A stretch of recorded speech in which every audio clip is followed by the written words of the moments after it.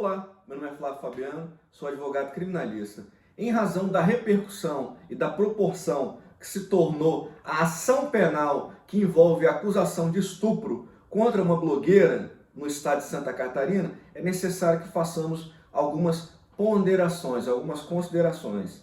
A primeira e mais importante delas é que crimes que envolvem a liberdade sexual contra a liberdade sexual, e aqui estamos tratando do caso de estupro, tem natureza sigilosa, não são públicos, só podem ter acesso aos autos as partes, por intermédio de seus advogados, o Ministério Público e a serventia do Poder Judiciário, bem como o magistrado. Por isso, por envolver intimidade, não podem e não devem ser divulgados. Só que estamos aqui tratando de um crime sexual, cuja natureza é sigilosa, como eu disse, que tornou e tomou grande repercussão nacional, o que por si só é um absurdo. Esse é o principal absurdo.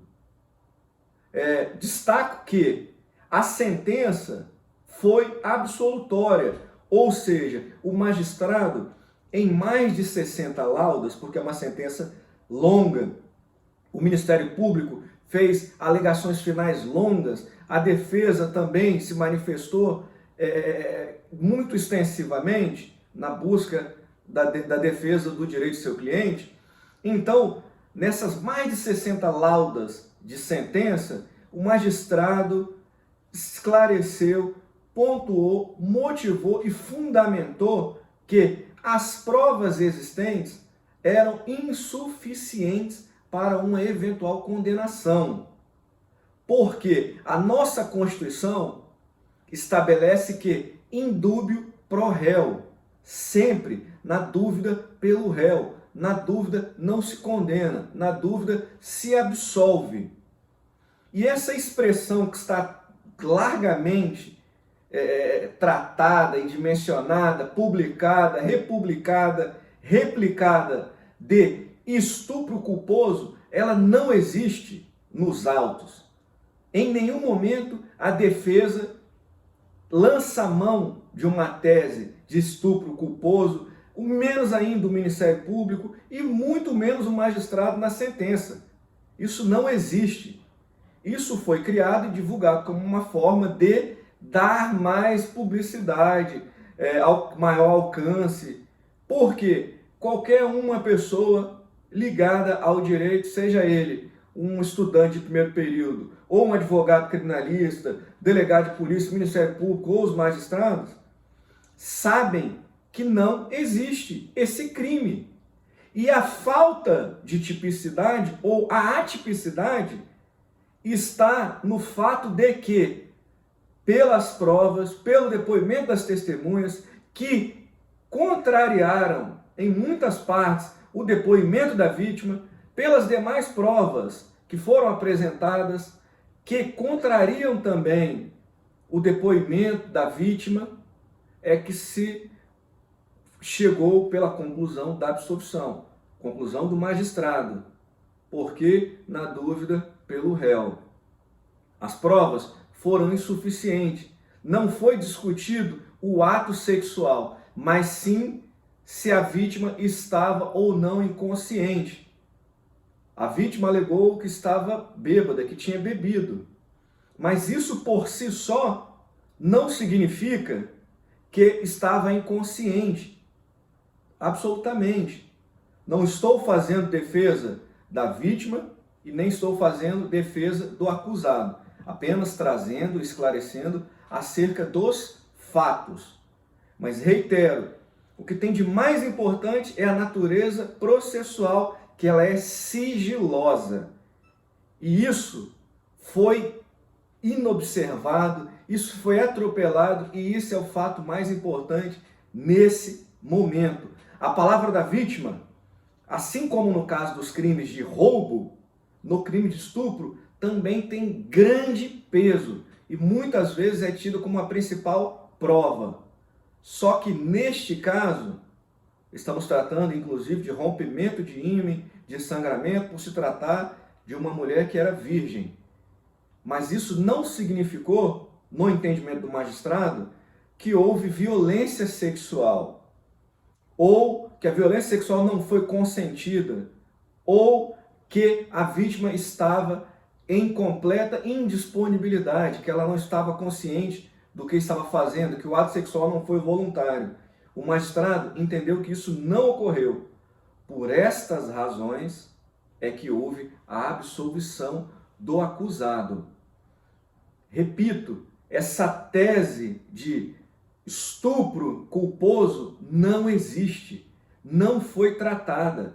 Em nenhum momento ela aparece nos autos, seja nas alegações finais do Ministério Público, seja como tese defensiva, ou seja em uma das 60 e poucas laudas da sentença, das 60 e poucas páginas. Isso não existe. O que nós temos de ruim e de maior repercussão negativa é a conduta do nosso colega advogado, que, de fato, se excedeu, tripudiou da vítima, só que esse não é o grande problema.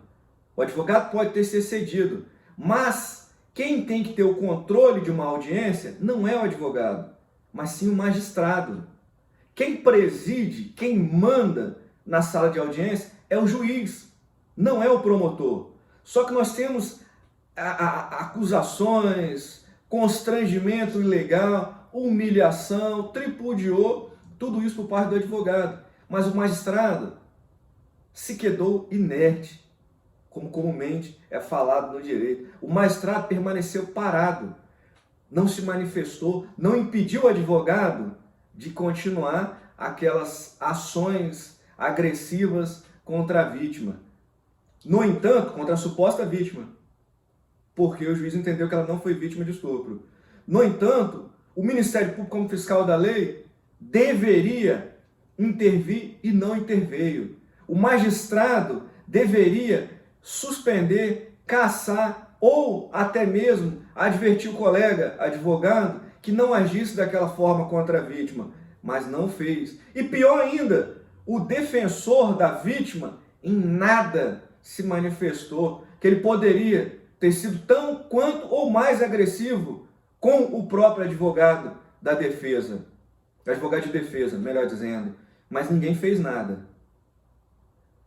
Então, se peca pela ação, mas se peca também pela omissão. Quanto à sentença, me parece que está em grau de recurso. O Tribunal de Justiça de Santa Catarina irá avaliar novamente todas as provas, se de fato é o caso de uma condenação. Se for, será condenado. Existem muitas provas, no entanto, essas provas acabam se conflitando com o depoimento da própria vítima e com o depoimento das testemunhas. Por esta razão é que ocorreu a absolvição do acusado.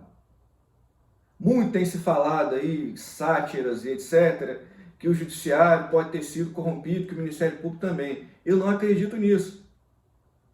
O juiz se baseou nas provas, provas documentais, provas audiovisuais e depoimento da própria vítima, do acusado. Então, não há de se falar em uma contaminação do processo por alguma ação externa, uma ação até hedionda, como o caso do crime de estupro, que é hediondo, ou uma causa absurda, ruim à imagem, uma causa até criminosa que tenha corrompido o Poder Judiciário. Eu não acredito nisso. Mas, se for o caso de uma condenação, o tribunal irá anular aquela sentença e poderá condenar o réu. Mas o que nós estamos tratando aqui era de um processo, uma ação penal que tem natureza sigilosa e isso não foi respeitado. Da conduta excessiva de um colega que a OAB poderá tomar as devidas providências. Mas, principalmente, nós temos aqui a omissão da defesa da vítima, a omissão do Ministério Público e a completa omissão do magistrado que conduzia a audiência. Esses são os pontos relevantes. E que não existe essa tese de estupro culposo. Não existe. Ela não encontra qualquer razão ou qualquer citação nos autos da ação penal. Combinado? Essas são as minhas considerações. Um grande abraço a todos.